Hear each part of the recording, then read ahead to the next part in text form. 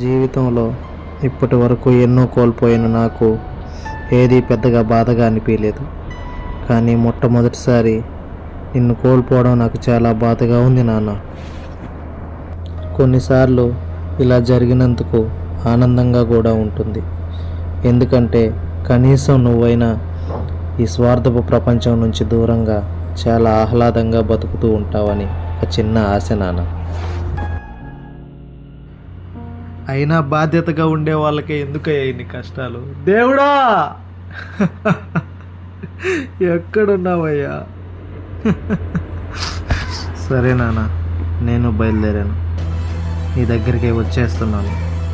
ఇక మీదట ఈ స్వార్థపు ప్రపంచంతో మనకు అస్సలు సంబంధం లేదు.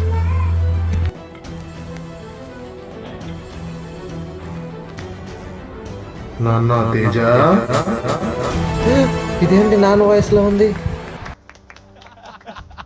మన ఒక పిల్లకి కావాలని డాన్స్ ఇచ్చారు మచ్చా. చూసుకోపోరా ఈడియట్ అన్నది. సరే నువ్వు ఏడే ఉండు, చూసుకుంటాను అన్నాను. పండ్లు బాబు పండ్లు, పండ్లు బాబు పండ్లు.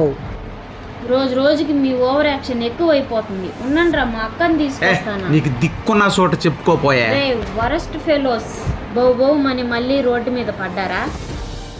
పోను పోను మీ ఆగడాలు ఎక్కువైపోతున్నాయి. ఇంకా మీ న్యూసెన్స్ ఆపేసి వెళ్ళిపోండి, పోలీసు వాళ్ళని పిలుస్తాను. ఏమిటి న్యూసెన్సా? ఇక నా జరగబోయేదే న్యూసెన్సా?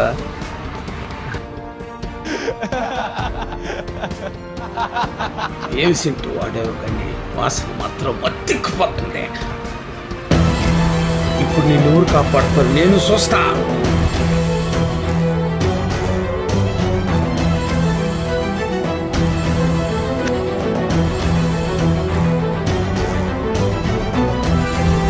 ఏరా చెప్పరి గల్లారా? ఎవడరా నువ్వు? నువ్వు ఇంకెళ్ళిపోమ్మా. Thank you so much.